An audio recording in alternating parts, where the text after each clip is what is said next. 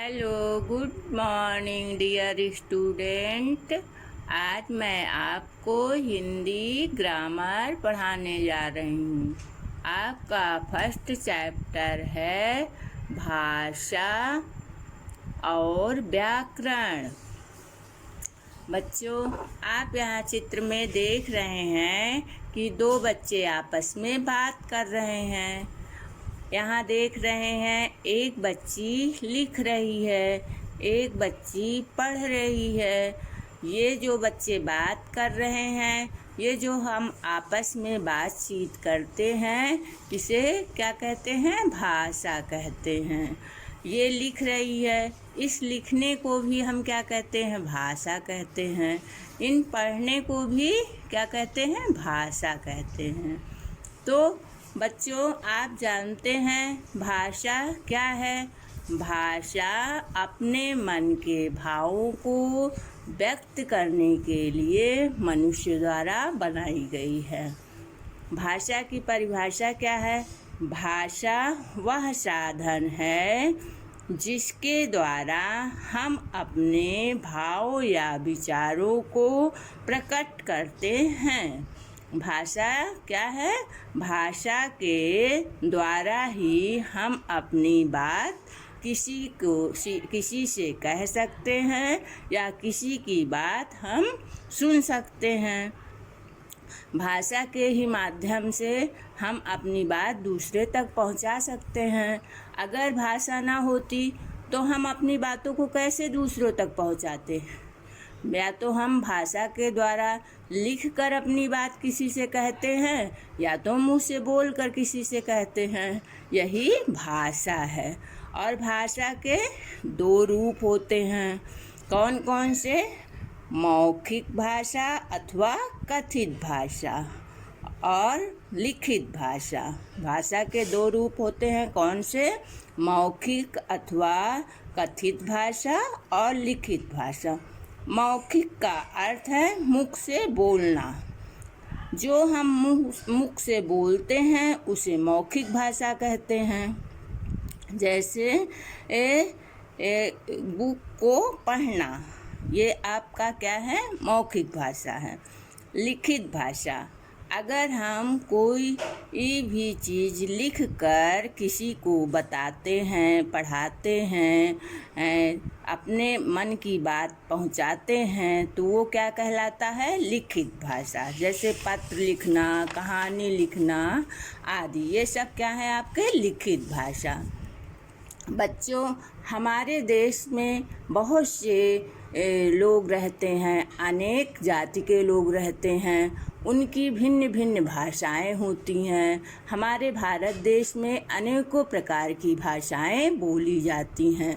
जैसे अमेरिका में क्या बोली जाती है? अंग्रेजी।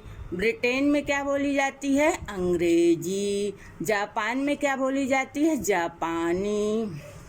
नेपाल में क्या बोली जाती है? नेपाली। ऐसे हर प्रांत की अलग अलग भाषाएं होती हैं। और ये भाषा सबकी अलग अलग देशों में अलग अलग भाषा का प्रयोग किया जाता है। क्योंकि हमारे देश में खाली हिंदू ही नहीं, बहुत सारे वर्ग के लोग रहते हैं जो अपनी अपनी भाषाओं का प्रयोग करते हैं। बच्चों, आपको मालूम है कि भारतीय संविधान ने 14 सितंबर 1949 को हिंदी भाषा को राज्य भाषा के रूप में मान्यता प्रदान की गई थी। 14 सितंबर 1949 को हिंदी भाषा को राज्य भाषा के रूप में मान्यता प्रदान की गई थी। बच्चों, अब हम आपको लिपि के बारे में बताएंगे। लिपि क्या होता है? भाषा को लिखने के लिए निर्धारित किए गए चिन्हों को लिपि कहते हैं। हम अपनी भाषा को लिखते हैं, उनके लिए जो हम चिन्ह का प्रयोग करते हैं उन्हीं को लिपि कहते हैं। अलग अलग भाषाओं को लिखने की अलग अलग लिपि होती है। जैसे हिंदी, संस्कृत, मराठी आदि भाषाएं किस लिपि में लिखी जाती हैं? देवनागरी लिपि में। और अंग्रेजी भाषा किस लिपि में लिखी जाती है? रोमन लिपि में। पंजाबी भाषा किस लिपि में लिखी जाती है? गुरुमुखी लिपि में। इनकी अलग अलग लिपियाँ होती हैं। बच्चों, सबसे ज़्यादा हिंदी ग्रामर में आपके लिए ज़रूरी क्या होता है? व्याकरण। व्याकरण, अगर हमें व्याकरण का ज्ञान नहीं होगा तो हम हिंदी को शुद्ध लिख या पढ़ नहीं सकते हैं। व्याकरण के द्वारा ही हम हिंदी को शुद्ध रूप से लिखना और पढ़ना सीख सकते हैं। इसलिए हमें हिंदी में ग्रामर पर विशेष ध्यान देना चाहिए और इसको अच्छे से हमें पढ़ना है और समझना है। आपको अब समझ में आ गया होगा। अब बच्चों, आपके लिए ये होमवर्क है। सही विकल्प पर निशान लगाइए। अपने भाव या विचारों को प्रकट करने का प्रमुख साधन क्या है? भाषा है, व्याकरण है कि लिपि है?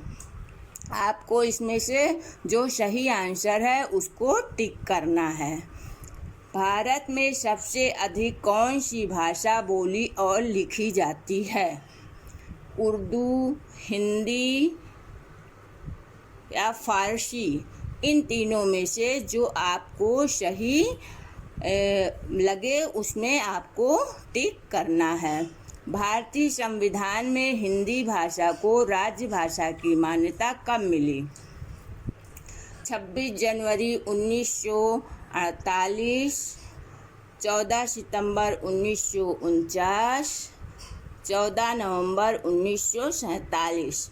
इन तीनों में जो सही ऑप्शन है उस पे आपको सही टिक करना है। हिंदी, संस्कृत, गुजराती और मराठी भाषाएं किस लिपि में लिखी जाती हैं? देवनागरी, रोमन, गुरुमुखी।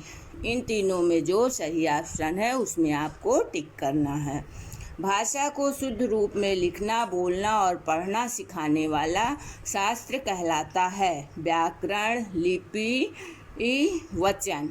इन तीनों में जो सही है उसमें आपको टिक करना है। बच्चों, आपको अपनी पढ़ाई पर विशेष ध्यान देना है। आपको मैंने लेसन पढ़कर अभी समझाया। अब इसे होमवर्क दिया है। इसे आप अपनी कॉपी पर अच्छे से अच्छी राइटिंग में सुंदर सुंदर लिखेंगे और इसे लर्न करेंगे। आप बच्चों, छुट्टियों में जो आपको होमवर्क दिया जा रहा है उसे आप अच्छे से कंप्लीट करते रहिए। आपका स्कूल जब ओपन होगा तो आपका होमवर्क चेक किया जाएगा। धन्यवाद।